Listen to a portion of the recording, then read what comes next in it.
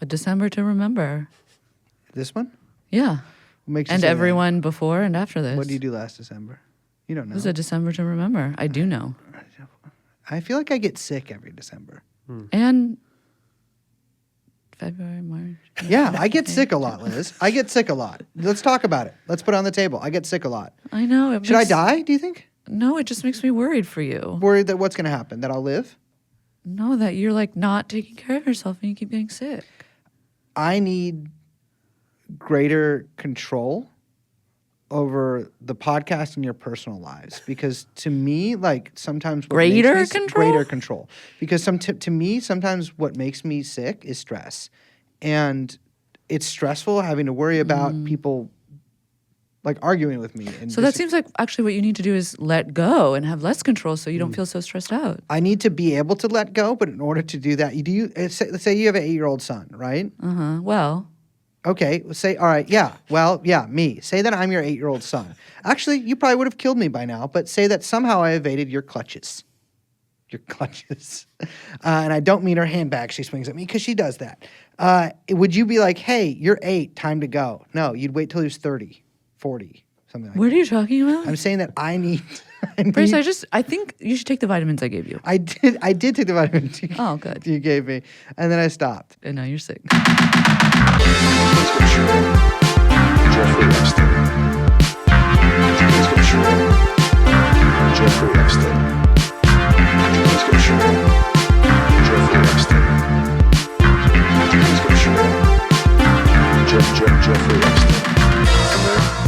Come in. Ladies and gentlemen, I'm not sick, but I've been a little sick. I've been so sleepy all week. That's part of being sick. I know, but I've been describing this to you every day. I haven't felt sick. I've just been so tired, I can't get up. Something wrong with me. I think you might be sick. I think I'm sick. Maybe I'm depressed.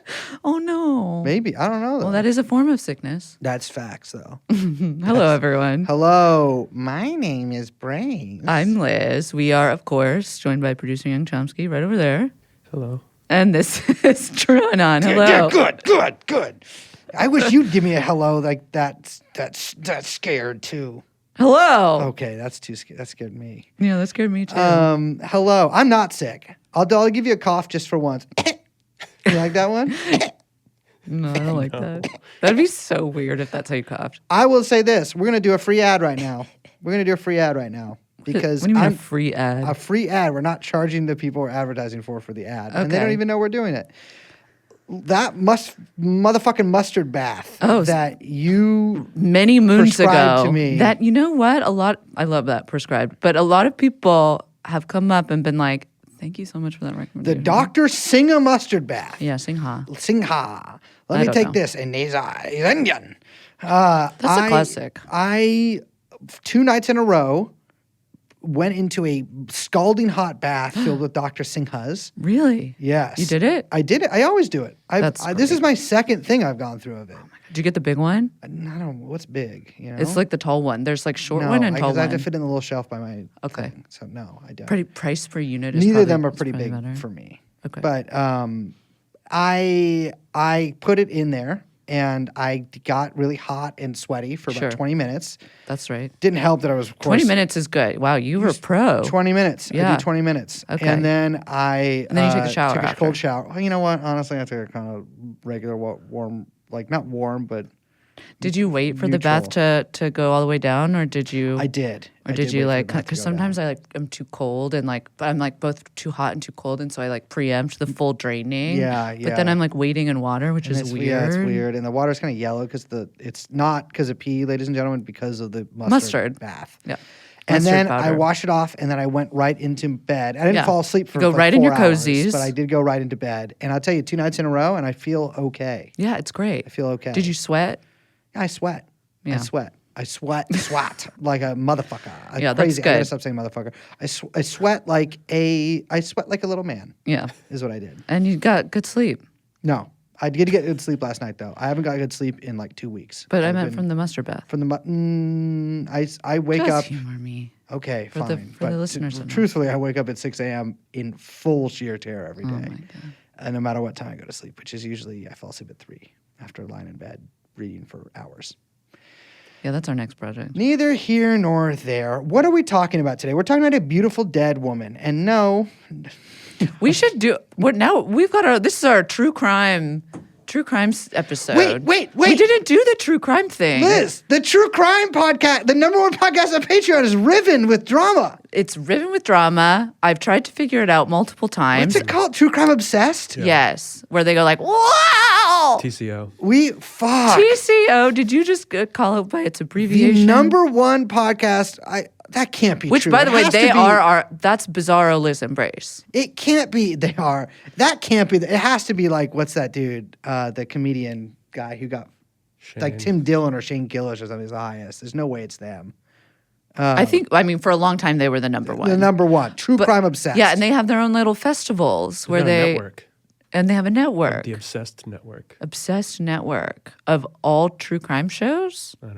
I don't know. There were like allegations that I don't understand. There were acronyms being thrown around I've never heard of, and a lot of very concerned members just of the cover. network. Sorry, hold the fuck up. They cover true crime shows. Yeah, it's a little unclear to me. I don't understand. I think it's like a both and because this says because there's only so many crimes. episode by episode coverage. There's never enough crimes. Episode by episode coverage of Serial, The Staircase, The Jinx, Making a Murder, and Lorena. No, I think so. They cover the true. So they're obsessed with true crime. The shows, but then also the stories underneath the shows. Wait, there's no way these guys have. But anyways, I think they've definitely. something Yeah, bad there's has some happened. like knives in the back. People are scrambling. Profiles have been deleted. Accounts have been silenced. Still, I cannot make heads or tails of it. But I do know that these are. This is Bizarro Liz Embrace, and they were the inspiration for when we did the photo shoot as true crime people. Oh, this Reddit is not. I mean, our Reddit is a damn disgrace, but this one is crazier. This is all sad. I think some people, from what I remember, some people were alleging that they like didn't like the way they covered true crime too. Like I'm they were sorry. like, "You're like a little too into it," and I'm like, Well, "Isn't that everyone involved in all of sorry, this? it's everyone involved in all of this. Like Glass Houses. You're listening to it. Yeah, You're listening to a show called True Crime Obsessed by two people making the soy face. yeah, and we're the Bizarro version of them. We're making. What face do we make? I don't know what's opposite of soy. Red meat. No, Red meat is That's like a up- constipated face. Red meat face doesn't sound right. Yeah. But don't know. fuck. Anyways, We're doing a cool. That's this. We're doing a True Crime Obsessed this episode. Yeah. We're talking about a beautiful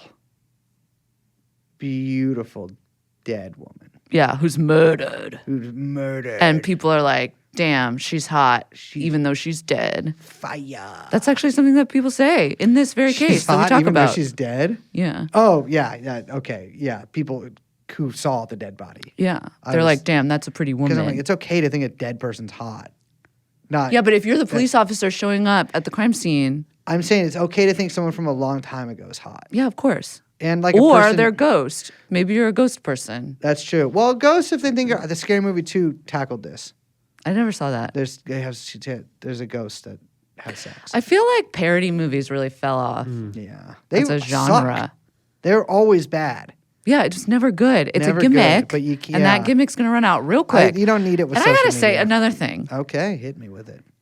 I don't think that was a substantial enough cultural moment to warrant Hailey Bieber's Halloween costume choice. What was her Halloween costume choice? The from the movie Scary Movie, where Denise Richards is like in a wet T-shirt or whatever, but it's like on the cover of the poster. So it's like even more like, what are you doing? All these Instagram girls are running out of movies to like redo the Yeah. photo shoot of. Yeah, I know your hatred of Instagram girls Halloween. No, because I'm just like, it's not a costume. Like you're doing. Yeah. It's You're LARPing. doing a Everything is dress LARP, up. and I It's not understand a everything is either. LARP It's now. just a dress up. It's a sketch. No, it's role playing. Everyone is just doing like you're doing cosplay. Like it's cosplay versus being in a costume of something. Yeah. And everything is cosplay now. I understand, which believe me, that's true in an episode. But I'm sick of it. Just be a pumpkin. Or like cosplay. Be an idea. Be something that isn't like I'm this actual thing from this other thing, and I look exactly like I know. it. I know what you're saying. Well, you're talking to someone who goes as both either Austin Powers or Dracula every year, and who went as Both of those are White ideas, Shaft though, this and year. they are your interpretation of They it. are my interpretation of this. I will say this: free Halloween costume for basically anybody, hopefully everybody for next year. So, what's scarier than an adult? An adult baby. Yeah, So all you absolutely. need to I do was for right that there. I was about is to say just it. a full free costume idea. Yeah. Light blue T-shirt, little shorter sleeves to show you that you're like what are those called when they're like short sleeves but shorter? Yeah. Short Cap sleeves. Cap sleeves. Cap sleeves. Yeah. Blue or onesie or whatever, and then bam, diaper. Yeah, diaper it I up. did And then this. hit with a binky. You did this? I was an adult baby. I called it man-child.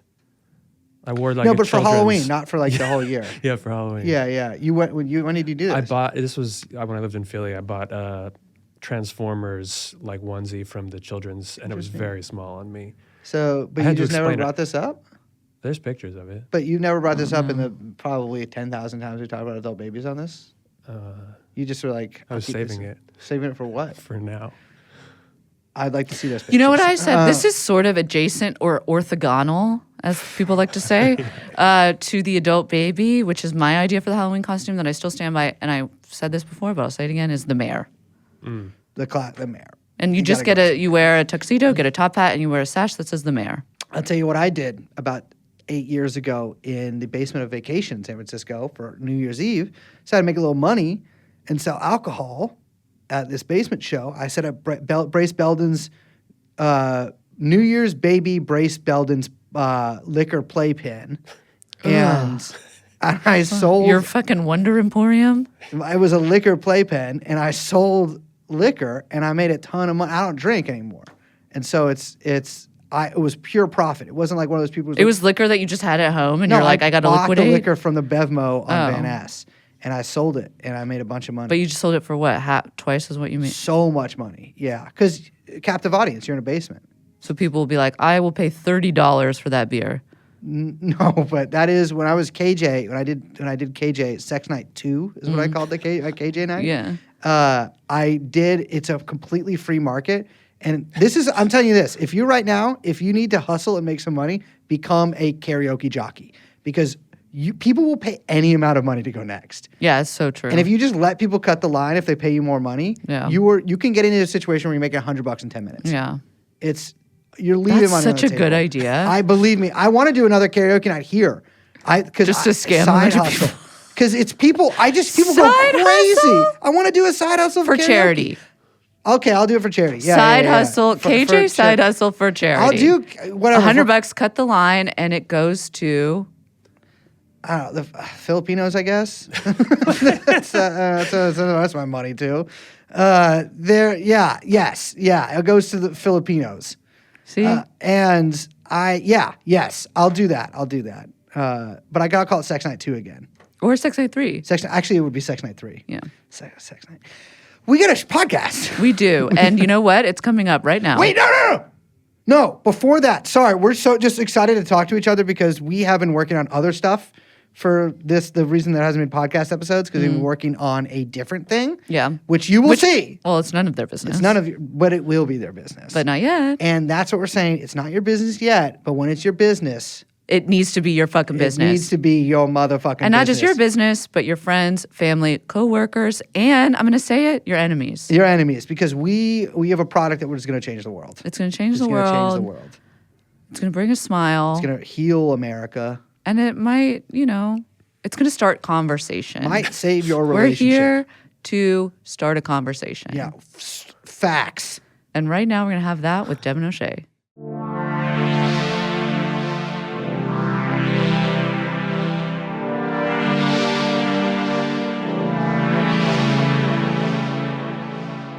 Wait, actually, Liz, Wait, I need what you. are you I doing need with you. your to- butt? I can need- see you, I like, need- getting into character yes, I here. Am, I am. But Liz, actually, I need you for this a little bit. Oh, great. Can you imitate boy. the sounds of a woman taking her afternoon constitutional? But I feel like I do that in silence. Well, could you possibly? You know how Okay, like, so like kind of like overact it. overact it? Yeah. Yeah, okay. Because I don't like, I'm a subtle, my method is very subtle.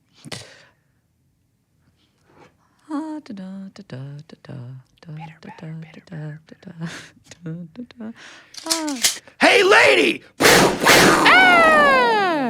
Welcome, ladies and gentlemen. Well, ladies are gone now. Ladies are unfortunately gone. Welcome, gentlemen. Come stand with me around the body of a dead woman as photographed. Fuck, let's try it again. That was horrible. That was No, we're horrible. going to keep on Let's- going. It's bad. It's bad. I was trying to get out there. There is a famous photograph of the body of Mary Myers on the ground with a bunch of people kind of looking down at her. And I was going to say, please join us for that. And then I was like, I feel weird about that. It is a little morbid, but true crime is morbid in a way that people are aroused by. But wait, what is that you hear? Is there a second shooter? No, there is a second guy.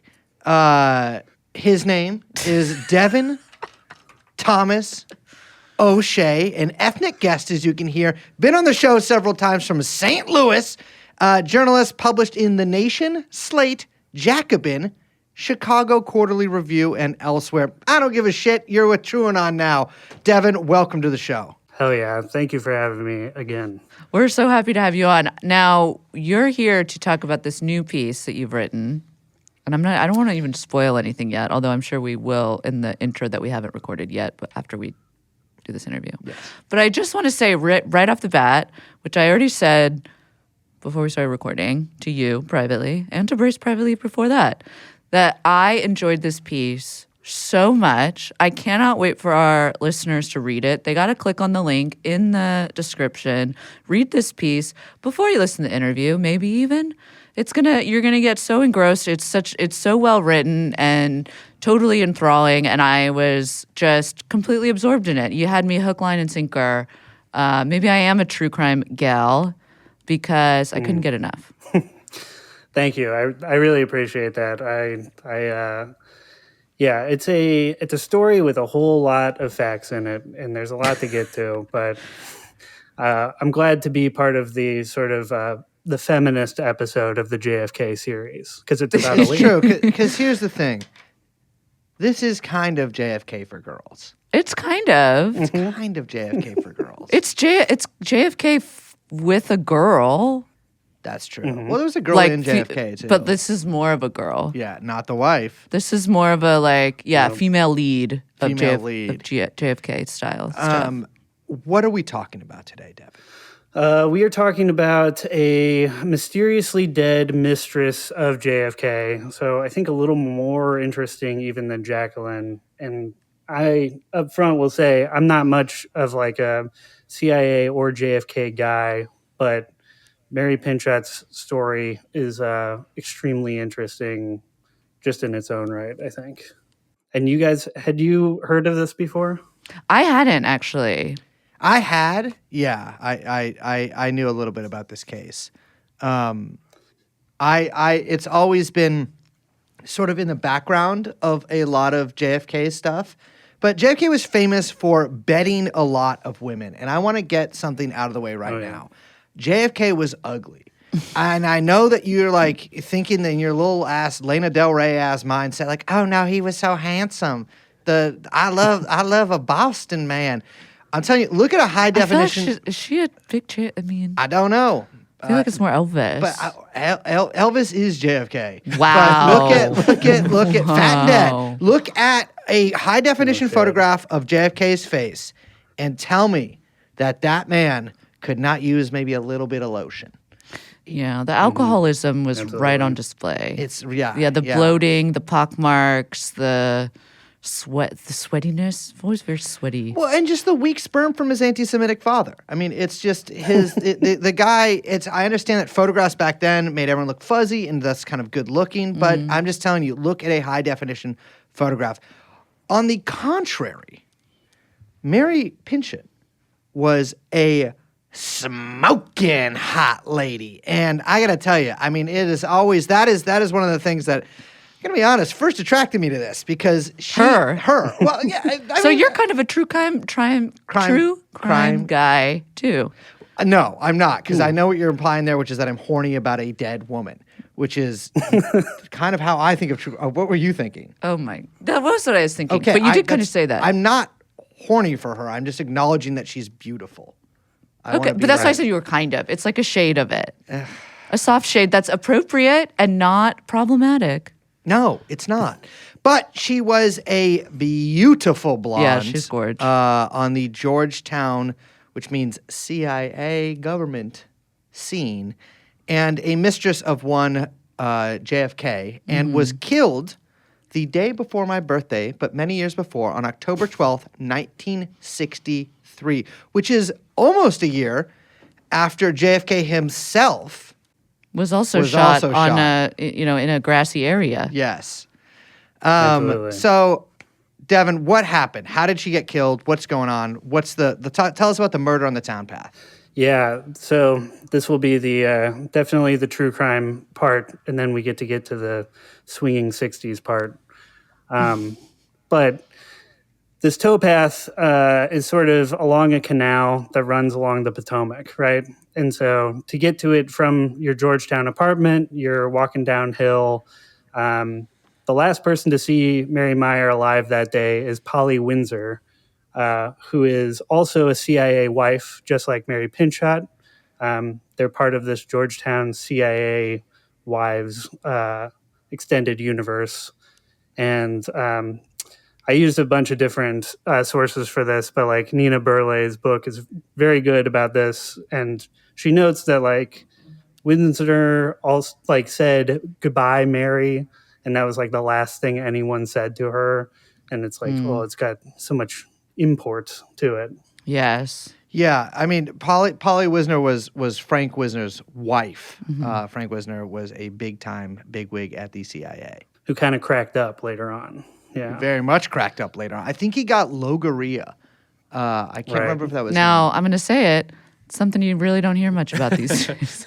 but he went nuts a few years later. He gets totally manic depressive, and I can't remember if he blows his brains out, but he kills himself. I think it's 65. Yeah, he does, I think, a shotgun to the head for him. Classic Cobain style. Cobain style. Very popular amongst this set of CIA guys that we're talking about, who are all sort of part of the beginning of the CIA. So to get to some need to know stuff, Mary is walking with walking gloves. She doesn't have a purse. She does this towpath walk every single day around noon after she gets done painting in a painting studio. And she's going down the towpath. We know that a jogger passes her, and that guy later comes up, but she goes a little bit further, and then there is a mechanic from an Esso station who is servicing a Nash Rambler up on Canal Street. So just to get like the lay of the land here, the canal path is low and the canal street is high. And there's like a little retaining wall along Canal Street. So Henry Wiggins says that he gets out of the truck to fix the Nash Rambler and immediately hears a gunshot. He goes over to the retaining wall, looks down, and he sees a black man wearing a light jacket, dark slacks, a dark cap, and he's standing over the body of a white woman. So it's a pretty bad scene. There's two shots during that also. So the cops arrive. This area has never seen a crime except for like 10 years previous when there was like a mugging. So, but the area around the canal path is also like a known spot for people to come fish or for drunks to hang out, or like sometimes homeless Or people are both. sleeping in the brush. Yeah. Yeah, it it's a could be any classic of them. riverbank situation. You Yeah. chill, you chill there, have a couple of beers. Certainly not what you're going to see in DC anymore. No. They made that illegal. No. I also note that like I don't know a ton about DC geography, but we're talking about Georgetown, which is like west of the White House and is a very affluent area around Georgetown Yes. University. Yeah. It's, and especially at the time, it was like kind of I guess you could say like very bohemian for DC, and by that I mean like it was everyone just cheated on each other. Yeah. because that's kind of what people mean when they say bohemian a lot. Well, it was like upper middle class, like doing drugs Yeah, and people got some like, money there. being horny. Yeah, and like a lot Because of they were bored and rich, and their husbands worked in the CIA. exactly a lot of people who worked at in various government agencies lived around there, and there's sort of like a scene. Very much a scene, and that played a big part in JFK's presidency too. Like all the sort of like groups of Georgetown friends that he had, of which Mary Meyer was certainly a part. Oh, yeah. So also the cops are not far away from this area. So they show up almost immediately, and the DC police are there. And of course, we also have to remember our DC history, which is that the District of Columbia doesn't have home rule. And so Congress is in charge of the police, right? Right. This area is patrolled, but the cops show up and they get this statement from Wiggins, and then they start searching around. This is like a hard to escape area if you were going to do something like murder somebody and try to run away.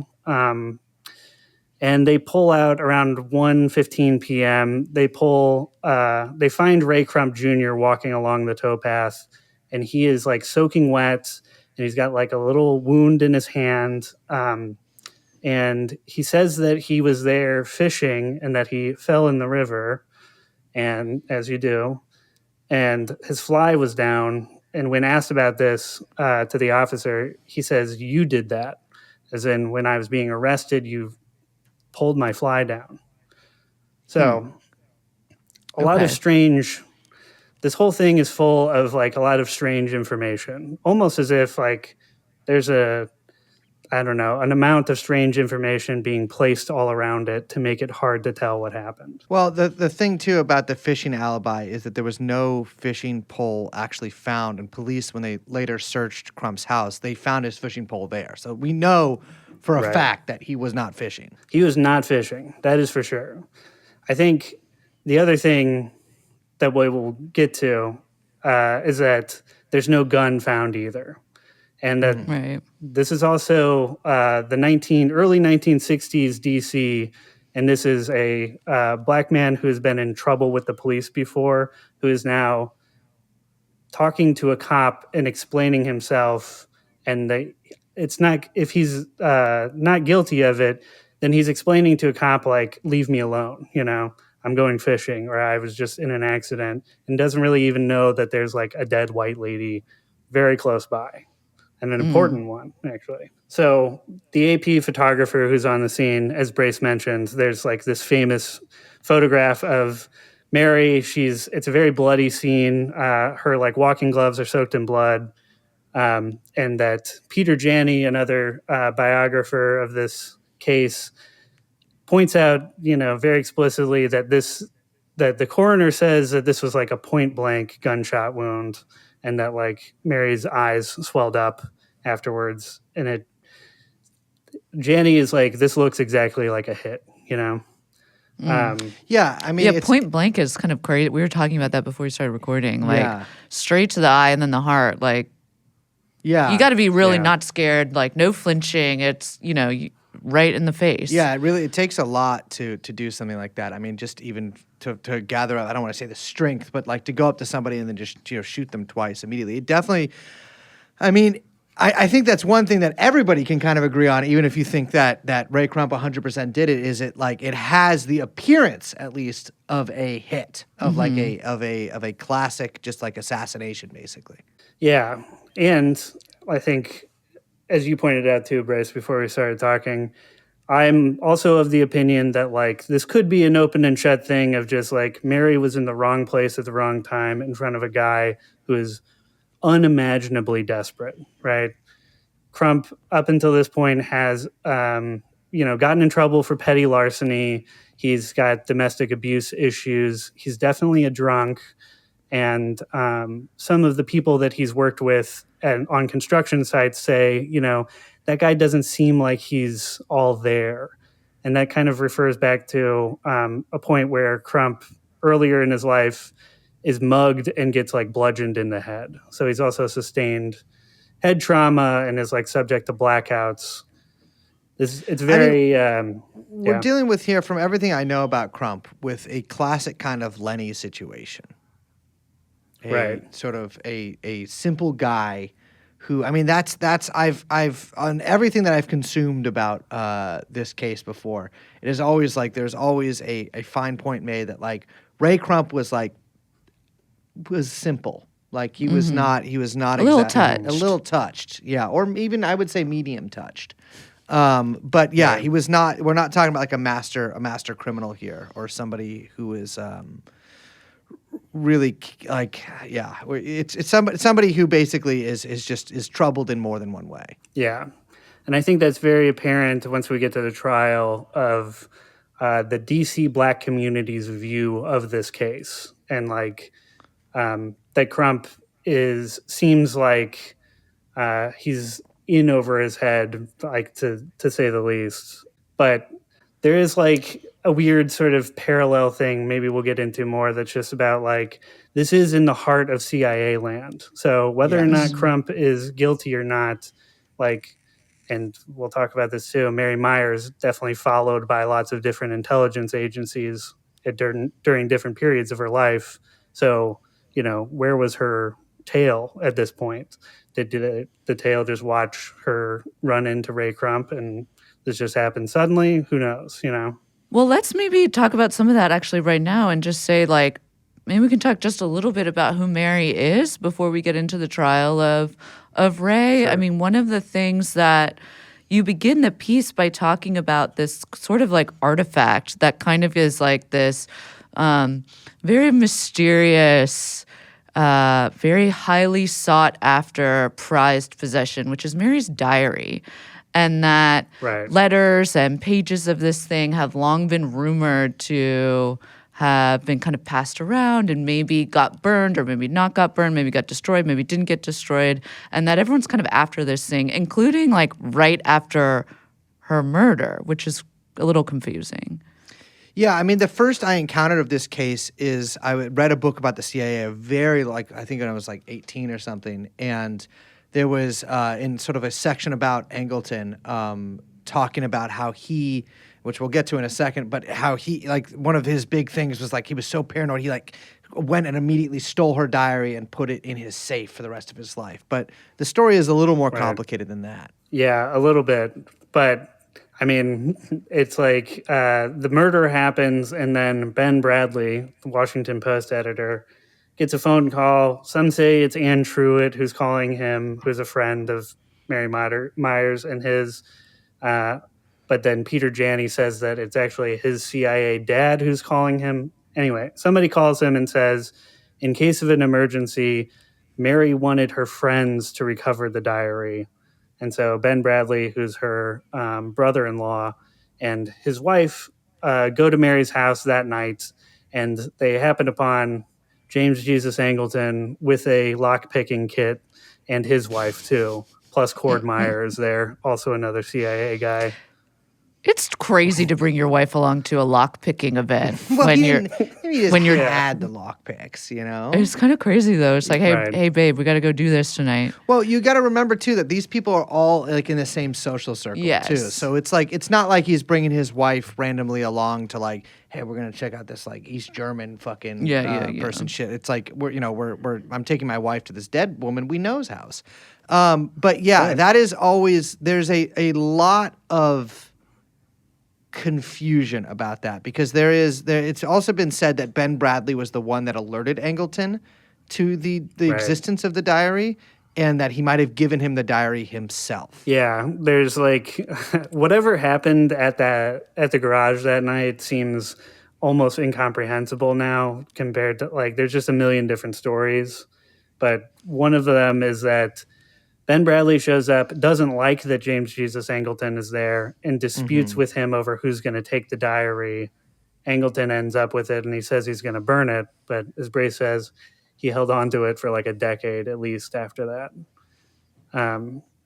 What are your takes on the James Jesus Angleton psychology? Because this is the first I've encountered of him not being a super JFK head. Angleton is, I think, one of the world's all-time. They don't make him like that anymore. He was crazy. He's one of the greatest paranoiacs known to man. Yeah.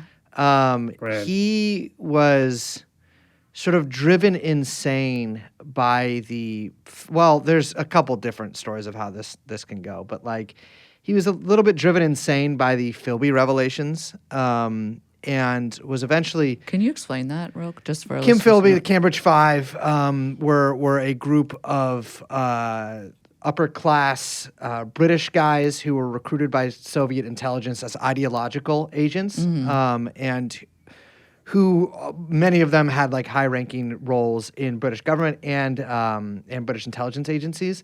Kim Philby was the most successful, and I got to tell you, I was actually talking about him the other day with a friend.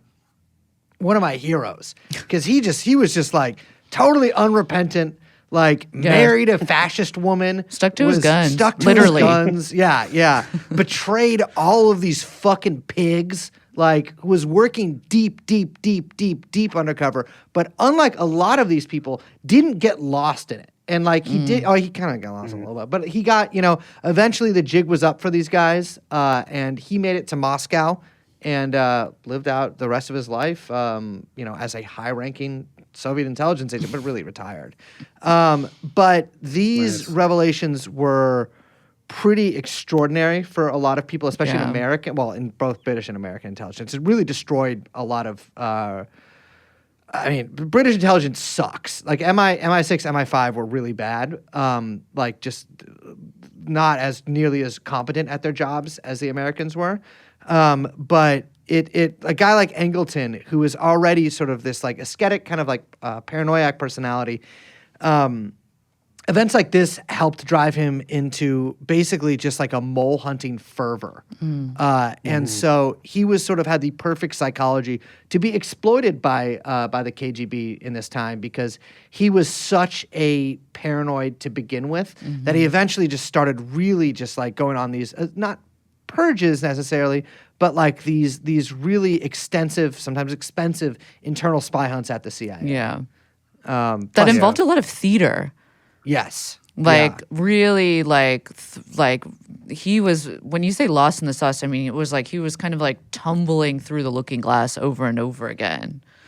Yeah, absolutely. And so there's a great book called Wilderness of Mirrors about Angleton. Too, that I suggest anyone who is which is the perfect kind of term to describe his is. craziness. Yeah. I mean, he is really emblematic of a lot of the like super Cold War paranoia hysteria. And he just like a spy kind of till the end. I mean, this woman he knows is shot, and then he goes immediately to her house with lockpicking tools to take her diary and put it in the safe. Because he doesn't know when that information will come in handy. So you're saying you would not want him to be like the godfather of your children? I would say he looks like the Grim Reaper. Like he doesn't look like, or he's like who's that motherfucker? Cormac McCarthy. He looks like a Cormac McCarthy character or something. Yeah, Slenderman. He's the Slender Yeah. Man. Yeah. He's the Slender Man. I would not have him be godfather of my children because I'm afraid that he would make a potion out of them. Yeah, I also think he would somehow like Godfather he would take to be this other kind of like horror figure that he could assume of like the new type of villain, the Godfather. Yeah. But not like the movie, which hadn't been made yet. No, true. But he also a little kind of slight for that role. That's true. Yeah, he's a weird, wiry guy, and he also bragged to everybody that as soon as Cord Meyer and Mary Meyer got divorced, he's like, "Oh, I'm definitely gonna tap her phones, and I'm definitely bugging her bedroom." Yeah, like he said that to lots of different people. And you mentioned that she had been followed for quite some time, and that she herself had, was afraid of the kind of surveillance that she was feeling. She was feeling her own paranoia about it. So this was a big presence. Yeah, there's a couple instances of like getting home and there's somebody in the house, or like you wake up and go downstairs and the basement door is wide open, and like just some. She said to one of her friends, "I don't know what they're looking for," and so they were looking for this diary, which is like a great MacGuffin that ever since has driven everyone insane, because like the counterculture picks this up later and is like, every secret of the peace negotiations that were really happening is in that diary, or the truth about the aliens is in the diary, or it's a diary full of like the most embarrassing secrets in DC history or something like that. We can't stress enough how much of you're really right on calling it a MacGuffin that her diary was, because it is this like thing that is like, this could solve the case. You know what I mean? Right. Like, it's just in a very And not just this case, like all cases. All cases, yeah. It's like the QAnon, like it'll have everything in it. Bible. It very much serves the same function in a lot of ways as like looking for like a specific CIA document that's like, we're going to kill JFK. Like it is like very much like if this is found, like, and there is a part of this diary is the reason why she was killed, which I'm a little ambivalent about, because we don't know what's in there. I mean, there's been a lot of talk about what could be in there, what might be in there, but we don't know exactly what is in there. I will say, like, my gut instinct is I'm sure there is a lot of very embarrassing stuff for the Georgetown set in there, which includes everybody from the president or former president, but probably LBJ too, and to various CIA figures. I mean, this is a tight-knit and very horny community, and these sort of secrets that could be in this thing could be very damaging for a lot of people. Yeah, I think that's extremely true, and that is why I think Angleton was so keen to like, blackmail. It's a big book of blackmail, you know. And the other weird thing now is that like people say that they have versions of the diary that get passed around, and then somebody said it got burned again, like in the 70s sometime. Anyway, it's a whole rabbit hole.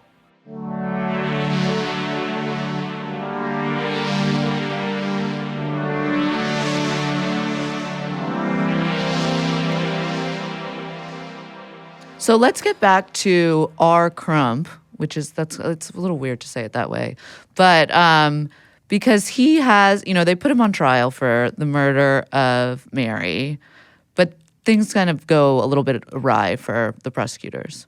Yeah, the trial is really hard to understand also, and I think part of that is due to the fact that this is still Washington, D.C. in the early 60s, and the crime that we've just described sounds like it was written by a Klansman, right? Mm-hmm. It is like a berserk black man assaults a well-beloved white woman on a towpath. Even some of the detectives are like, oh my God, she's so pretty when she's dead. And that's weird. Like, yeah, you don't want to be saying that. Women are so much hotter alive. No contest, bro. No contest.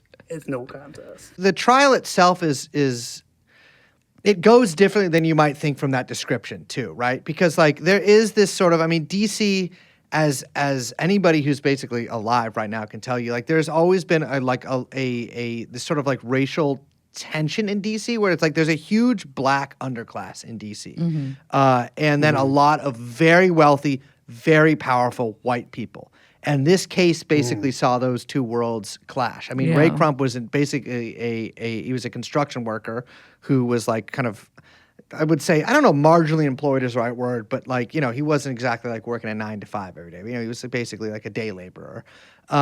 He's poor, he's simple, he's a drunk, and any description of this, you'd be like, okay, this guy is fucking through. And he's assigned a lawyer.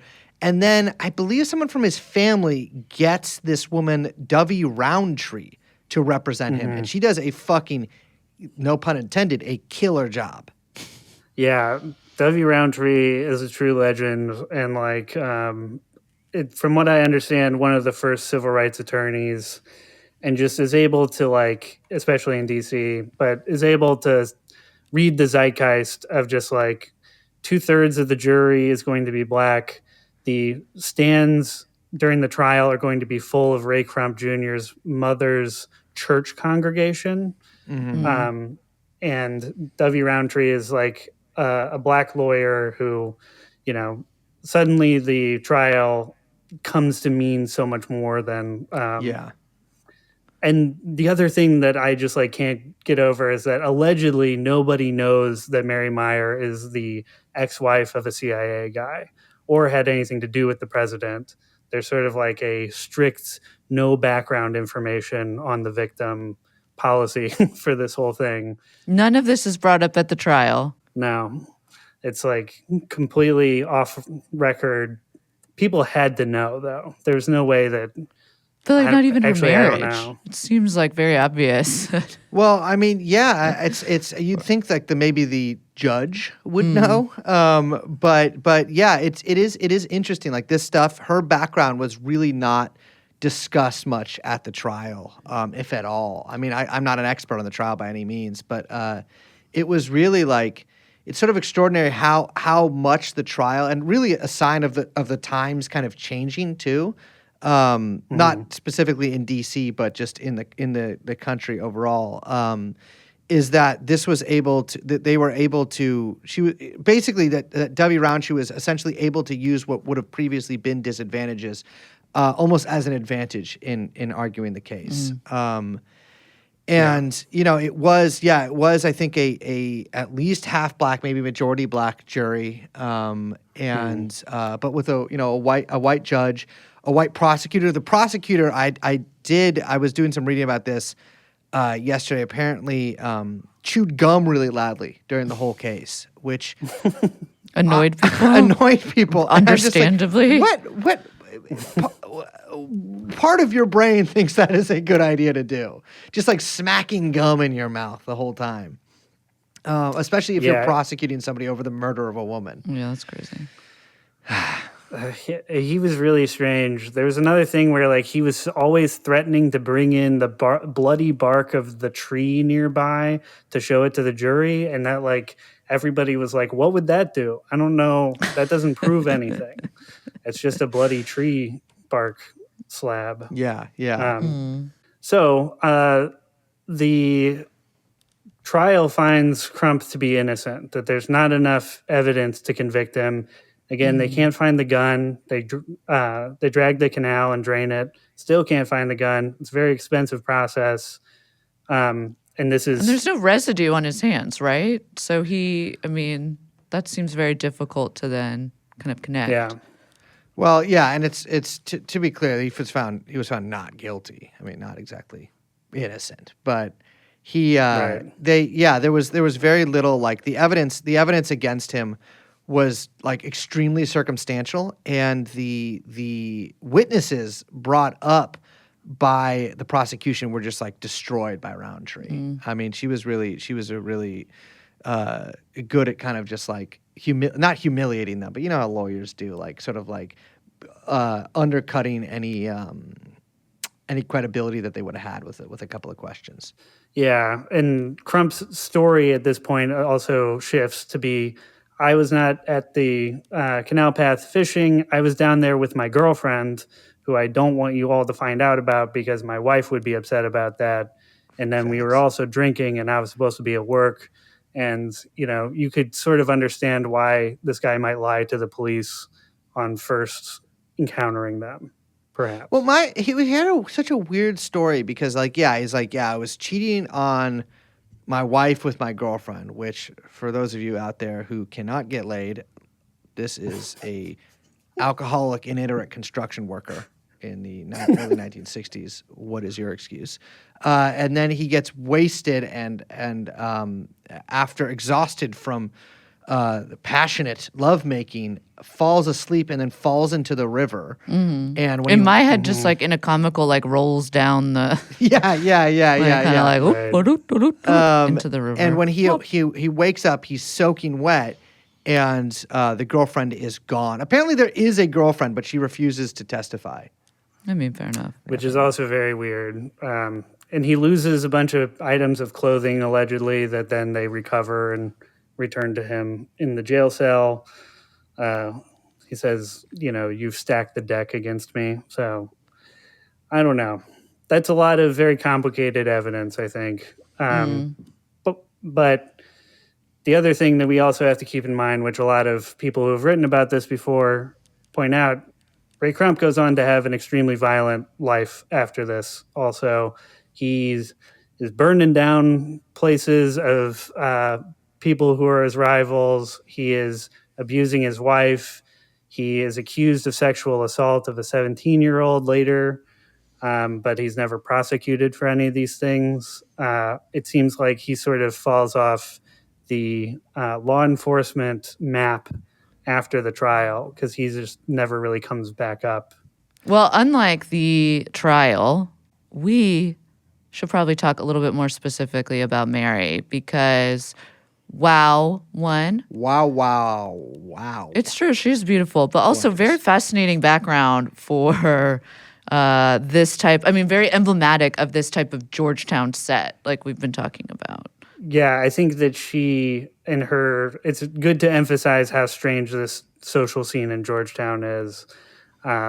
There's like spray paint that happens after the Crump trial that says "Mauvais coup, Mary," and that means like bad shot or bad luck, which is just a very strange thing for that community, someone in that community to come down and like tag along with setting up like a small white cross for her. It's like, oh, bad luck. It seems very strange. Yeah, it all seems kind of out of a Whit Stillman movie, I gotta say. Yeah, it's to me that's Coterie like of very- bohemian, rich yeah. middle class bohemian. if I ever get smoked Assholes. like that, never write like. Well, actually, it's kind of a cool thing to write, I guess. But like, it is an asshole thing. Well, to there's write. a bit of Schadenfreude to it. Yes. So it's yeah. very odd if your so-called friend was the victim of a kind of random murder, which it seemed like everyone kind of half believed. And the whole thing is the obviously that phrase is written in French, but that attitude to me is very French too. Like this sort of like shrugging, like, "Oh, bad luck, Mary." You know what I mean? It's like Better all luck right. next time. Yeah, Right. all right, asshole. You know what Yeah. I mean? But I guess like people from the Georgetown set probably would have been very francophone to begin with, or francophilic to begin with. And I'm not talking about the ages of their mistresses. I just mean in the attitude. So let's talk about Mary a little bit because she is almost, she's like a perfect example of one of the Georgetown set because she was born a day after me. So she was murdered a day before me, born a day after me, October 14th, 1920, in this very sort of like, I guess, bohemian family. Yeah, they're the Pinchot family is very strange, especially her dad, who Amos Pinchot is like a key figure in the Progressive Party at like the turn of the century, and he like funds the socialist magazine The Masses, but he's not a worker. He's like a landowning dude. Yeah. Mary grows up on like this estate called Gray Towers, and it's like 100 acres, and they've got their own waterfall, and it's a stone chateau. And Mary spends like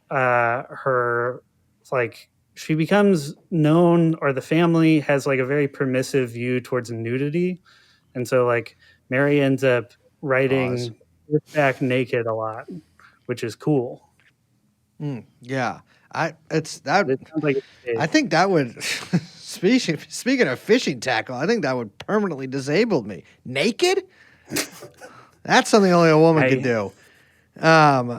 My freaking thing would be snapped. I ride laid back. I ride chill like this. Like I have like you know what I'm talking about? Like I just hold the hair of the horse a little bit loosely through my fingers.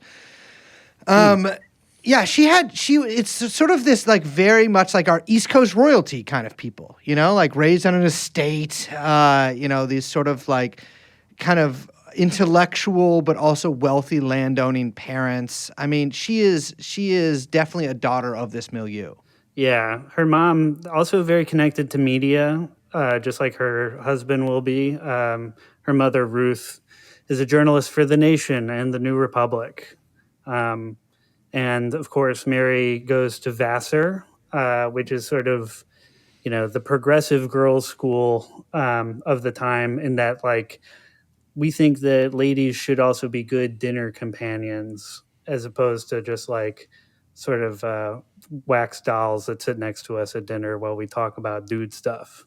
So Mary is also a very talented writer. She writes a lot of short stories that are sort of like Sylvia Plath-esque about not being able to feel anything anymore. She has an early journalism career and then like a social life in the Park Avenue cotillion dance scene where she meets her future husband, Cord Meyer.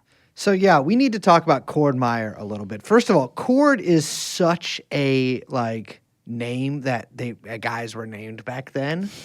You know what I'm saying? yeah. Like guys were always named shit like Cord. That's like a guy in a F. Scott Fitzgerald book or whatever. He looks like that too. Well, and I believe the story of Mary intertwines with one of F. Scott's, I think his sister or something. I don't know. Also another kind of weird looking guy.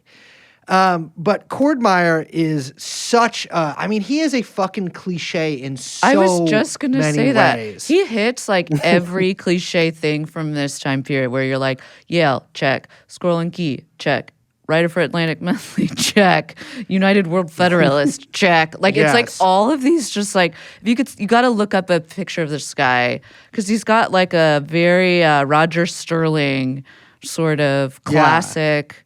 Silver-haired, big bulky glasses, clearly like, had very strong opinions about what he would call the Japs. Yeah. You know the vibe. Yeah, he loses, I think, he loses an eye. I always thought it was from I thought it was a grenade accident, but I guess from a Japanese grenade in World War II. Comes back and he's like, I'm a peace pacifist guy. And pacifism back then was like, there's nobody, there's like nobody who's a pacifist anymore. I mean, it's just not really, I think Right. people might instinctually be or whatever, but like pacifism as like something that like people strongly Yeah. believed in was actually like fairly common back then. Sure. I mean, especially after in the- World War Yeah, I. in the interwar period especially.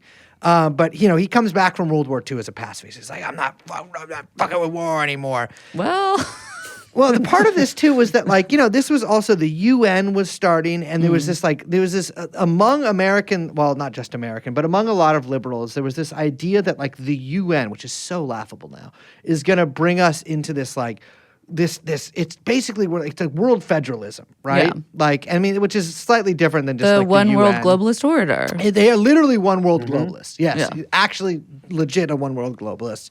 And he's like, oh, this is going to be so fucking, so amazing. Then he goes to the UN, some UN conference, I believe in San Francisco, probably near UN Plaza, where I once overdosed on heroin. But so the...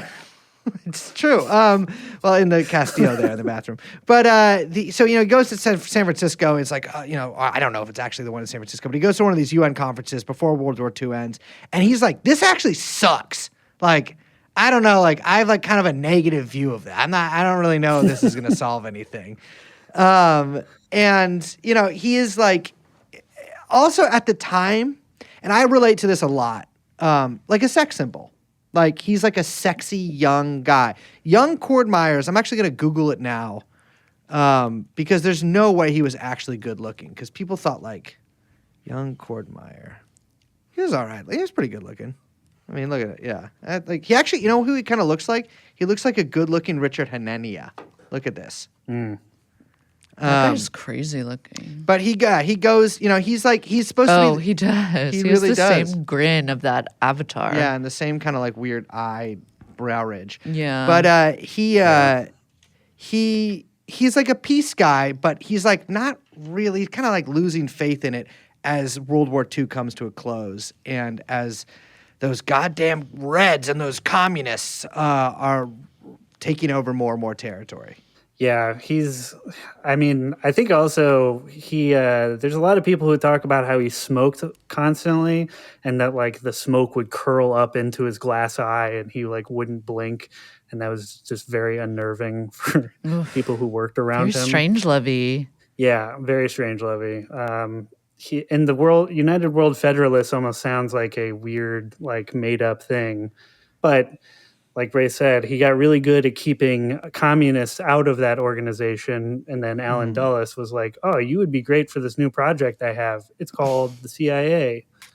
And Cord is like the perfect CIA dude.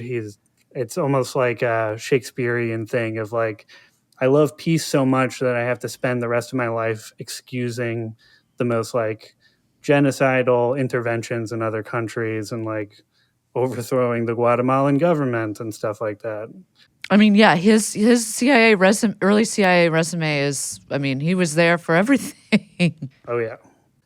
Cord was part of the Office of Policy Coordination, and he was in charge of like propaganda, economic warfare, preventative direct action, including sabotage and anti-sabotage and demolition, all of this stuff, arming guerrilla groups, and all in favor of, keeping communism out of South America, which it wasn't even an issue, really. Yeah. The OPC is like what you think of when you think of the CIA in the Cold War. It's like that's the guys doing it. Like these aren't the guys just like staring at maps or whatever. It's like these are like, all right, we need to get as much whatever plastic explosives to whatever aspirational genocidaire in Mozambique as we can immediately. It's like these are the guys who are The like movers. giving the movers and shakers. Yeah. Yeah, they're who are talking directly to like the United Fruit Company too, like about land reform. And this is also how Cord will meet James Jesus Angleton, obviously. Yeah, also an office that was in charge of like getting visas for Nazis. Pretty bad stuff in general. Have you guys had heard of Operation Mockingbird before? Yes, which it's Operation Mockingbird is so fascinating because I mean I They guess have it. They sent us a memo about the name change, though. They yeah, changed it, yeah, they did. I mean, we work closely with that became, but no, Operation Mockingbird is strange because it looms so large, and I think a lot of people's worldviews and the core of it is absolutely true, but like the actual details of it, it's a lot like MK Ultra in that respect. Like the actual details on it are sort of ones that you have to piece together from like information that we do know. Like, Right. it's basically Operation Mockingbird was this like CIA plan, which they did do this to like cultivate assets and disseminate information in and ideological lines and whatever else, propaganda through foreign and domestic media outlets. And the CIA was excellent at this. This was something. Obviously, the CIA's charter states that it's not supposed to operate within the United States. Duh, it does. I mean, that's just like that's like I don't think a lot of people don't even know that because it's like everybody knows that it does, and there's so many instances of that happening. But it was basically them really recognizing the power of media and then harnessing that to the best of their abilities, and they were pretty good at that. And a lot of it was done, like you say, like from what we know and what you can piece together, is that you see most of these sort of activities as it shows up in like surveillance. That there was like massive surveillance of almost every newsroom in the country, like broadcast and print. That there were, the cultivation of assets, of course, through like people impersonating sources or becoming sources, cultivating other sources, like basically turning the like journalist profession into its own wilderness of mirrors. Yeah. I mean, and Washington was so rife with this stuff, especially. Yeah. I mean, there's so many weird questions about how the way that Watergate was covered or Watergate in general. And I think that like, Bradley, whether it was an official part of Operation Mockingbird or not, I don't think he would even need to be. He was just from this milieu to begin with, so I don't know what information. Or even know. You know what I mean? Yeah. Like, there's just so many there's layers to it, as we like to say. It's Ben Bradley is the one who's on the edge there because he vehemently denies being part of it and has this book called Catherine the Great about the Washington Post editor. Pulped basically when it's first published, and they had to redact a bunch of stuff. But in any case, you could see how Cord Meyer, as like an Atlantic writer for the United World Federalists, easy addition to the Mockingbird team. So, he's in the middle, I think Cord is best understood as somebody who is also always threatening to just go become a regular journalist and like quote unquote quit the agency. Yeah. And that's also very funny because later when Mary starts sleeping with JFK, that's like the information that JFK sort of throws in Cord's face of like, oh, I know that you want to go be a journalist, huh? Yeah. Well, let's talk about that because that we've sort of been circling around that. Let's talk about Mary and Jack, as I always like to call him.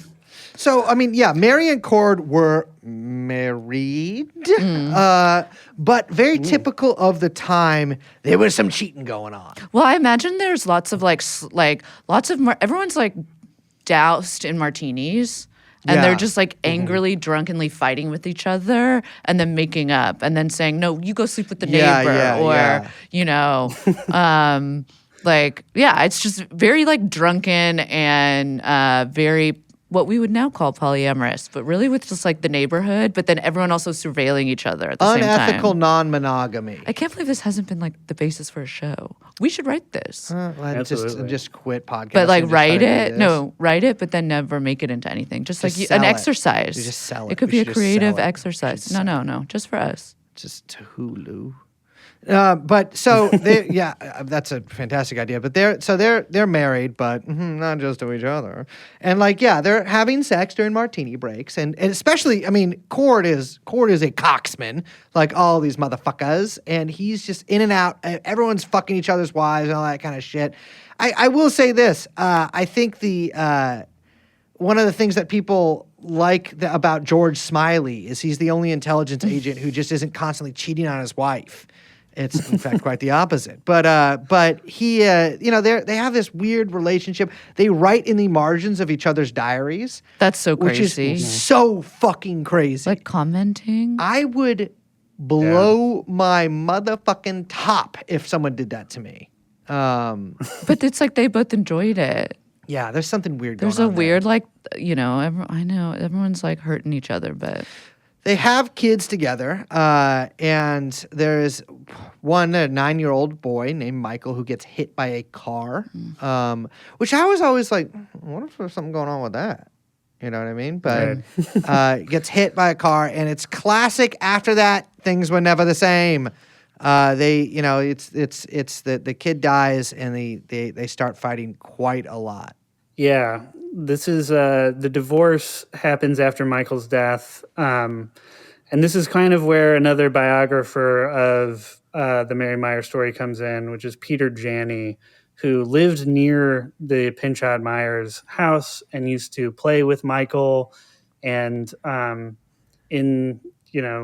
lot of people have, including Brace, fallen in love with Mary Pinchot Meyer. And Janney is also in this camp, but starts his book about this. This book is called Mary's Mosaic. He starts it off by talking about Mary in the context of like his sexual awakening. There's a quote here. Should I go ahead and read that? I would say absolutely go ahead and read that. So this is from Janney. Michael and I had been playing baseball in front of their house when Michael sent one of my pitches zooming off his bat and over the house. I ran around the back in search of the ball and came upon Mary reading on a blanket. She lay completely naked, her backside to the sun. I was breathless. She hadn't heard me coming, and I stood there for what seemed to me a very long time, gawking. At the time, I had no words for the vision that I beheld, and I knew that beauty such as hers was something I longed to know better. When Mary finally looked up and saw me, she wasn't embarrassed or upset or even startled. She just smiled, letting me know that it was okay. No sin had been committed. very Yeah. progressive. I will say my sexual awakening came from the mother in the movie Problem Child 2. And I say that with absolutely no, I'm not joking. It was- Really? yes. At my friend Anwar's house. We watched it when I was a kid, and it, How old were you? I don't know, 8, 9 or something. But I was like, oh my God, she is. It was my first erection was during that movie. Okay, that's too much I'm information. just telling you. But yeah, so I mean, Janney's father is also in this milieu. I mean, he himself, Janney's father is a CIA agent. And Janie points to the idea that his father knows about Mary's death before it's even been announced in the newspapers or on the news as like a very critical part of his case. Janie comes out with saying, this was a CIA operation, as opposed to Nina Burleigh, who says this is a unfortunate murder that happened to a CIA wife. Yeah. So here's the fun stuff: is that Cord and Mary get divorced, and then Mary dates another. She's also a painter. I mean, she's very creatively talented, and sort of gets to like become this cool '60s like independent lady after having divorcee. Kids. She seems very sensual, I have to say. No comment. Yeah, she's But like, yeah, no, Painting, naked. She's very like of the body. She seems to love like kind of like hedonistic, but also very like high-minded. yeah, Very yeah. aware, self-aware. It's funny how all of this like kind of like free love, not free love, but like this sort of like freedom stuff is really so concentrated on like the East Coast upper classes during this period too. I mean, the West Coast had its own like whatever beat thing, but like this Harvard Yale kind of like New England Northeast set has like their this such a specific culture too, where they all have to be like they're all wonderful artists and poets and like, we're all writers, and like I think Cord Meyer was a frustrated novelist, and Well, it all seems also very like it seems very influenced by psychoanalysis at the same time. Yeah. Which is very much, focus on the body and these pleasure and all these that. guys are all on the couch too. Oh, Every yeah, fucking, absolutely. And back of the hand on the head saying, "Hey doc, I can't believe you." And you can't know believe who's it." listening to those tapes? Jesus, James Jesus Angleton, also Jesus Christ. Yes. He's Always listening. everybody, you know what I mean? But yeah, I mean, The great NSA agent in the sky. she becomes like this Georgetown painter, like she takes up with this, and I feel what little I know about this relationship makes me feel kind of bad for her. But she takes up this relationship with Kenneth Noland, who is a abstract painter, who I believe actually never even really sees her work. Is just like kind of hanging around. Yeah, they are both in like the DC Color School, I think is the movement that they're part of. But yeah, I also get that feeling that he never saw her art as like valid. And I mean, Mary also becomes part of like what is later termed like a cell of women LSD gurus is able to like get joints into the White House and like has this little female network within the Georgetown area, which is pretty cool. Yeah. I think we need to talk about that a little. I think we should talk about the little drug stuff first, and then maybe how she gets the rumors that she, as you so eloquently put it, talking to us earlier, smoked doinks with JFK. So I hate Timothy Leary. Yes. And- We've made that clear on the podcast like a billion times. Instead of breaking him out of prison, they should have Revolutionary should have built a worse prison deeper. and put him in that one. Deeper prison. They should have taken him to Angola, or where did they take him? Not Angola. They took him to Algeria. They should have taken him to Algeria and shot him there. I hate Timothy Leary. Yeah. Yeah, he's a fucking liar, and also he's a freak, and I don't like what he was doing with all that kind of stuff. I don't trust him, I don't too. trust Get him out of here. Get I him don't outta like here. what you're saying. And I don't like And you. I don't trust the, reasons why you're saying it. I don't like some fucking psychedelic clown. What? So don't tell me what to do. Well, I don't know. Isn't that his whole thing? I'm not telling you what to do. But he is. He is. Drop in. Yeah, I don't Wait, want drop to. out. I'm not doing I'm it. trying to drop in. Yeah. I'm trying to skate. So she meets him in 62, right? Yeah, at the Harvard Psilocybin Project. And Leary says, also, just like Janie, just like Brace, just like myself, falls in love with Mary upon first seeing her. And apparently they go right back to Leary's house to drop mushrooms together. And she says, during this mid-trip, a guy that she just met, Mary says, the guys who really run things in Washington are very interested in psychology and drugs in particular, and they want to use drugs for warfare, for espionage, for brainwashing, for control. True. So true. This is Leary saying this, though, years later. Yes. Okay. This is well, a reported incident from Leary. All of the stuff really about LSD is just Leary saying it. There's zero evidence elsewhere.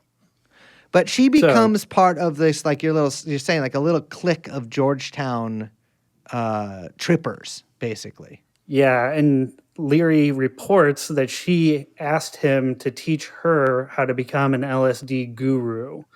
And like she said she wanted to turn on one of her very powerful friends, her boyfriend. And then Leary, in a traditional liar guy way, remembers like 2 decades later, like, oh, maybe she was talking about JFK. Yeah, because that wouldn't be the first thing on his mind, and like at the time. Yeah.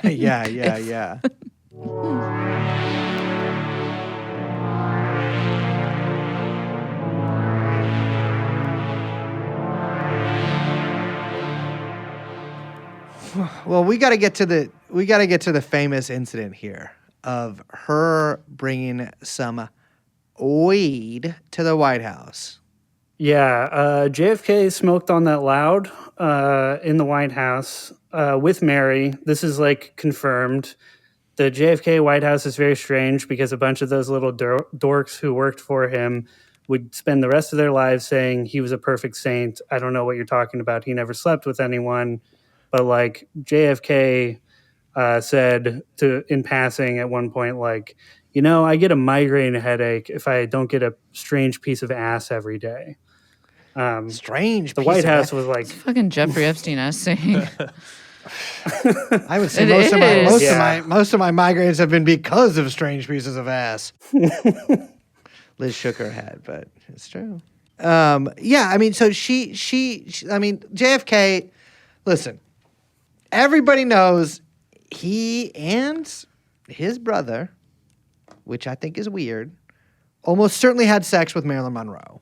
More than once. More than once. He loved blondes. He loved blondes. And brunettes. And brunette. Me too. And redheads. Love them. And What's the women other with ones? black hair. Yes. Raven-haired beauty does. And I'm sure like a strawberry he would be into. Maybe some women with shaved heads if he lived till the 90s, I'm Empire sure he'd like Records an ass women. ombre, which is really, you can have lots of colors in that. Ombre is crazy. I still don't know what's going on with those. That blew my mind when I was 18 when I had a girlfriend with an ombre. So what are you doing? What are you? But he was getting it all over the place, which we should maybe do an episode sometime. But just a lot of JFK stuff. But he had there was a lot of these women in his life. Next year, baby. There's always next year we should just do our episode on JFK's women because sick of the guy himself. But the Marilyn Monroe thing is there's an interesting little Peter Lavenda. I think it's in I can't remember, something grimoire or whatever about the circumstances surrounding her death in Mexico. Well, Marilyn Monroe guys are like, I mean, that's a whole other. That's a whole other kind of guy. Well, it's just like that's a whole other rabbit hole going into the mysteries and this, the kind of chaos of Marilyn Monroe. But Mary brings in a little bit of that sticky, icky good shit to the White House and is like, I bet it was bad. I bet it was so bad. It was like, just like, there's no way. It was like, Jack, try this. And he apparently burns it down with her. And she's like trying to get him, as they fucking do. Everyone's always, smoke a little more. But I lose the smoke contest. And she's like, smoke this. And he smokes it. And then she's trying to get him to smoke more. And he's like, but what if the Russians attack? Yeah, I love that. What if the Russians attack? You have to do it in the accent too. I can't do a Boston accent. Can you do it, Devin? No, I've been thinking about it all week, and I just can't. But what if the fuck? I can't do it in Boston accent or whatever. It's like not even Boston. Yeah. Yeah. What if the Russians attack? That's pretty good. I can't. Why? I get a migraine if I don't get a strange piece of ass every day. after the fact, it's like, well, if they attack, like, you're high as shit, You're dude. high as shit. Just delegate, bro. Yeah. That's what being a leader Right. is. Pass that football. And she's also like, well, if you don't, I think, is it she that offers him cocaine or does he offer her cocaine? I've read that he offers her cocaine. Like, I will get you some coke in exchange for these drugs. Yeah. I will say this: weed probably sucked back then, but coke likely ruled back then. Yeah. It was probably so good. My God, can Especially you the imagine? president's. Because that's before they even had laxatives. Who for knows where he's babies. even getting The it? President's weed, or cocaine. Yeah, The dentist probably. He's getting it fresh from the source. But they're also, weed also is kind of back then, I feel like, known as an aphrodisiac. Like there's an air of like sexuality around weed. Like Yeah. you smoke a little tea and then have your like bohemian lovemaking session. And I feel like that's Yeah. kind of the air that it's like presented in. And it's, when did their affair actually start, Devin? Let's see. I do know 58 is when they get divorced, and I think they start the affair in 1961. But you're Gotcha. right. I remember Norman Mailer also having a deranged quote about like, "Have you ever had sex on weed? It's amazing." it's crazy that all these people are so like bohemian and sensual, but it's like your ass is in like a woolly turtleneck and tweed all day. That Like was that's bohemian crazy. back then. That was That's bohemian. like you think you'd like loosen up a little bit, but you're quite restricted in those thick fabrics. So imagine smoking weed wearing like an 8-pound turtleneck like sweater like those guys. How itchy you would feel? No problem. It's you'd feel in horrible. swampy DC. It's like July, and you're wearing the thickest sweater and a sweater vest underneath that. Yeah. Oh, Easily. so itchy. I guess they're all chasing it Terrible. with like terrible whiskey too. But she is there's like a bunch of basically like they've been able to figure out that they were having this affair, A, because people talked about it, but B, because she's on like White House logs. And she's not on like, I mean, she Yeah. was often also a guest of people. So like they don't even know how many times she was there, but she was there. she was like always around, like so much so that people would comment like she's a fixture. Yeah. Like she was just always there. Right. Which is kind of that's another thing. You really don't hear much about these days. People just like random people being around the White House. They don't really I let feel you like do Trump had that. some of those, That's true. but they weren't girls. No. They were just like old men. Yeah. Just like weird, drunk, old. It's like, Like Rudy Giuliani. and the was pillow kinda like man. that. The pillow guy and Rudy. It's Yeah. like we've come a long. We've Talk just, about like pockmarked, sweaty, bloated alcoholics. So has someone left blow there last year? Or this true. year? This year. Yeah. And they were like, we don't know how that got in. And it's. Have you seen From a like picture? a tourist group, they Devin, said, I think. Have you seen how little Coke it is too? It's like $20 worth. No, But yeah, I mean, this is definitely Hunter. she's there when Marilyn Monroe dies. She's at the White House. Yeah. Right. Consoling him, I think. Yeah, that's the story. Is that she's also there during the Cuban Missile Crisis, and the counterculture will pick that up and sort of run with it and say, Mary Meyer is like this LSD guru for Kennedy. She's bringing him back from the brink of like this Cold War death drive. She really does become like the anima in like the Jungian sense. I love Which is an that for obnoxious thing her. to say, but it's true. I don't know if that's true, but I love that for her. And I think that we should believe that for fun sometimes. I think it's a fun thing to believe.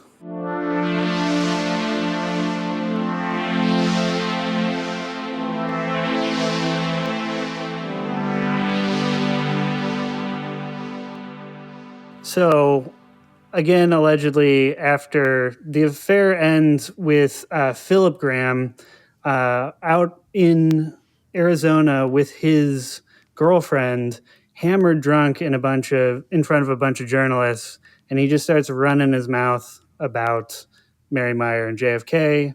And allegedly, that's when they decide to dial it down. But as you're saying, Mary Meyer is still like a fixture in the White House all the way up until the assassination. Is there anything we know about what Mary thought of the assassination? The only thing is, of course, from Timothy Leary, who was alleged to have called, I can't remember if he called her or she called him, but she allegedly said he was getting too far out of their control, right?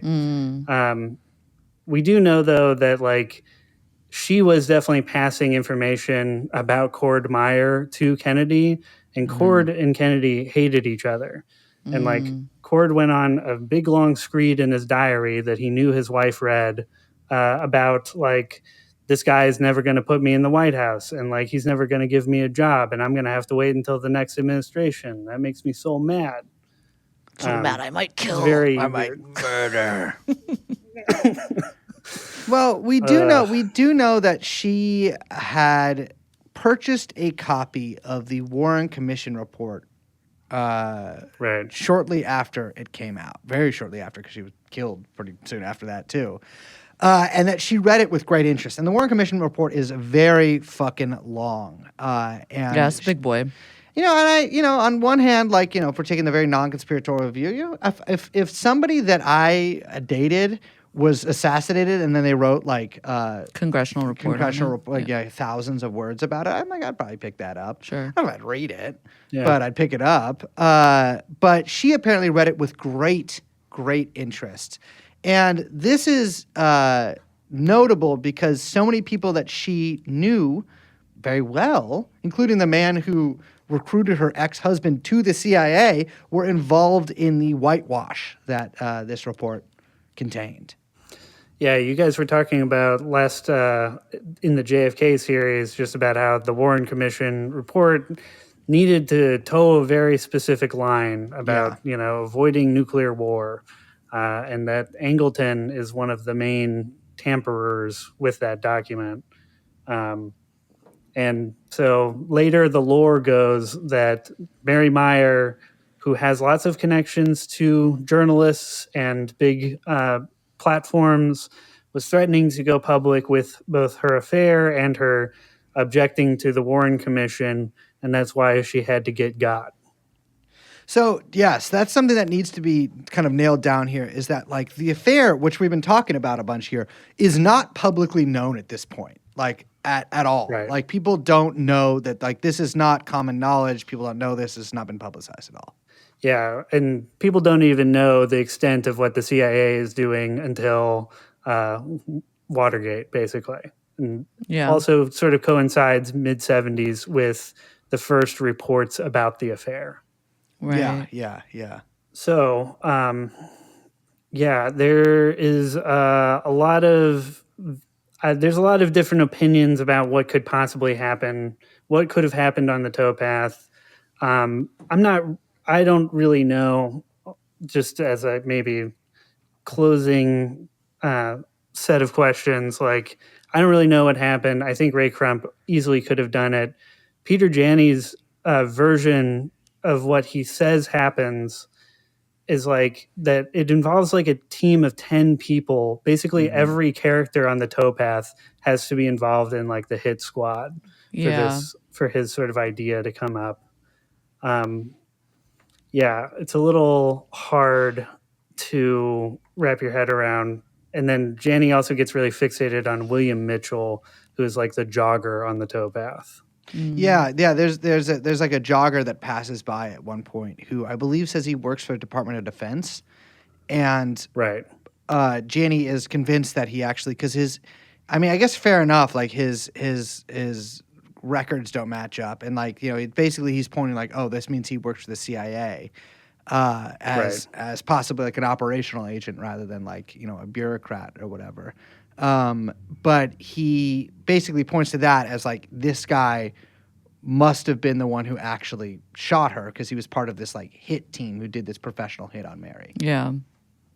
It's funny when you were bringing up the Wilderness of Mirrors earlier, and you said, Devin, you said at the beginning of this that this whole incident and story feels like it was designed to like kind of make you go insane because every point you turn, there's like another character with another connection that maybe could be, but maybe couldn't be, but is also somehow kind of collaged together in this weird mosaic that if you kind of like squint and you like draw some strings together, could make out one story or it could make out another story. And at the same time, all of these people are kind of in a milieu that is like incredibly important and influential and also very I don't know, a little like raucous.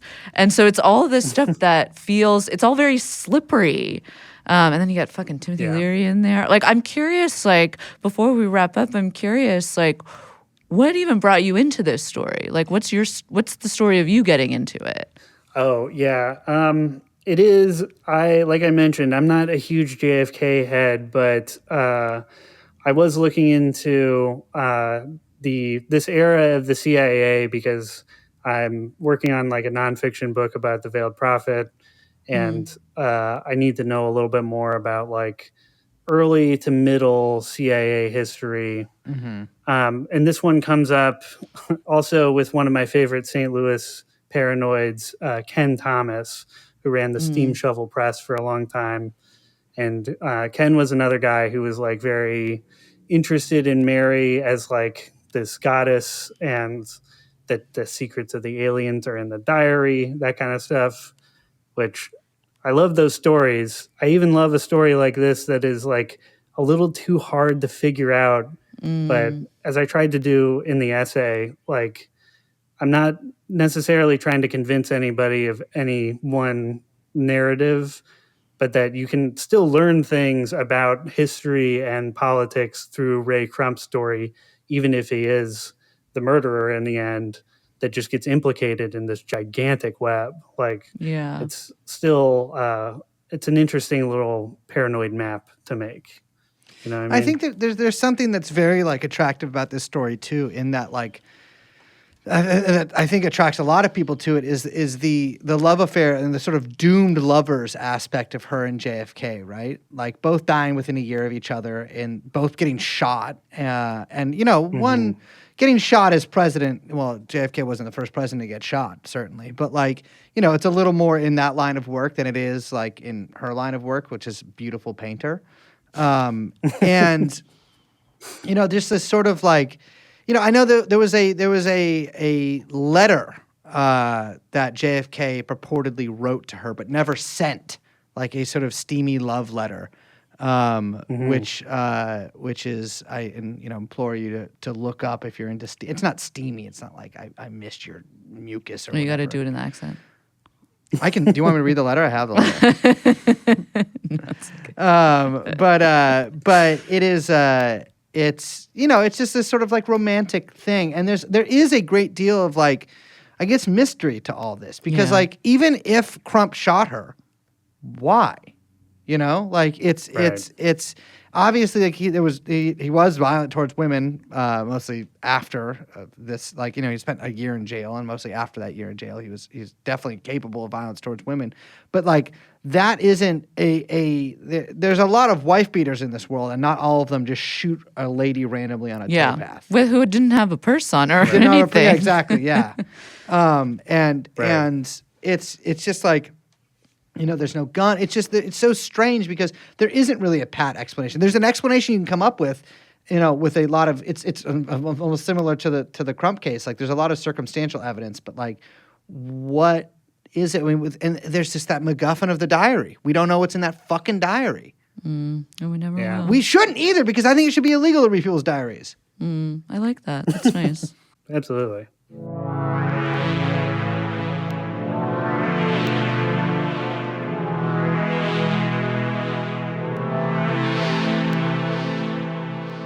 Well, Devin, the piece is, I said it at the beginning, but I'll say it at the end too. The piece is fantastic. We're going to link to it. I implore all of our listeners, like, go read it and get into it and get kind of freaky with it because it's a fun read. Yeah, I as always love having you on, Devin, and frankly, I always like it when you write a little thing because I like to read them, and then sometimes you come on afterwards. Yeah, it's always great. But Absolutely. you can't see him, but Devin is very clearly in a coat closet right now. And I appreciate you taking this time to sit in a small confined room and speak to us about this. I'm always in the closet thinking about lots of paranoid stuff. There you go. There you go. All right. Au revoir. Au revoir.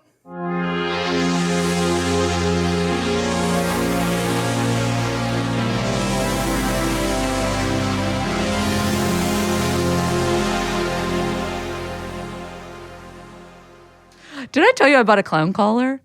No, but tell me. Do you want to see it? Yeah. We're using this for the outro. It's Spanish. It's a Spanish clown. What are you doing? What is in your life demands this? This is for around the home? You should see the size of the turtleneck Liz has on right now. Yeah, don't make fun. I'm not making fun. It's very warm. It's huge. Does it look too big? No, It's not it's too big. Scandinavian. I don't know. I feel like it's fashionable to wear clothes that are too No, big. it won't let me. Women always do this. They'll wear a giant suit jacket. You notice that? Yeah. Is that What? I wear that all the time. I know, but this is like but a I've been wearing fashion that for a woman- while. I know, but I'm saying like a thing that seems to be like an eternal fashion woman thing is just to wear a big suit jacket. Yeah. Big old suit jacket. But that's because I've always my style's always been sort of like, Big suit jacket. I don't know. What is that? What's the big suit jacket? What's the style name? I don't know what you would call it. I guess it's sort of a little 80s coded, but it's kind of like a classic silhouette. Gotcha. It does lean a little. Look, this is my clown collar. Oh, this is different than I thought. Yeah, of course. Oh, okay. All right. Isn't that I was cute? definitely expecting something else. This is cute. It's Yeah, nice, this is right? cute. But you could Yeah. see me wearing it. I could see you wearing that. Yeah. But that's all right. I thought I you do were, love a elegant clown. I pictured something in white with red polka dots on it. They might make they don't make that version, but Do you think I should get ruffles? I don't. I do think, and I have thought this for a while, and I'm going to say it, especially because you have a bit of a rumpledness to you right now. What? Oh, because of the yeah, my hair. It's because I wash my hair. It makes Oh, me no always way. look fucked up. Yeah. Which is that I do think that you could pull off a silk ruffled shirt. What's it? What, dude? No. Anytime a woman's ever told me I could pull off something, and then I've gotten that thing, Okay. it's been the thing I've least been able to pull off in history. You have no idea. But the I just amount wanna, of clothes see that it. throughout my life that have some female has commanded that I purchased because this would I look good on you. wouldn't It's actually never looked let you. good on I me. would never actually let you go out in the world with that. But I just would like to see you wear it for me. Okay, I'll wear it for you. I'll wear it for you. nice. If you buy it. $2,000 on Sussense or whatever. Fucking some Celine fucking ass sale. pirate shirt. Yeah, Sale yeah. right now. What's that? Essence sale right now. Everything is Essence is always having a sale. That's the only thing they do is put everything on sale. Essence? Yeah. That's what that's supposed to be? Yeah, it's Essence. Okay. Like the S and not then, I know. joking. I'm gonna Thought tell it you was right now. I Sussense. don't remember when Essence came out. Maybe 10 years ago. It took me a while, and Essence. I worked in All fashion right, to get there that you one. go. I'm gonna tell you, as always, head to toe normal clothes. And no undies. Let's wrap this up. Yeah, I gotta go get my clown collar. I meant my crotch. But the episode as well. That was fun. My name is Liz. My name is Brace. We are, of course, as always, joined by producer. Young Chomsky. And the podcast is called TrueAnon. We'll see you next time. Bye-bye. Let's go show Jeffrey Epstein. Let's go show Jeffrey Epstein. Let's go show Jeffrey Epstein. Let's go show Jeffrey Epstein.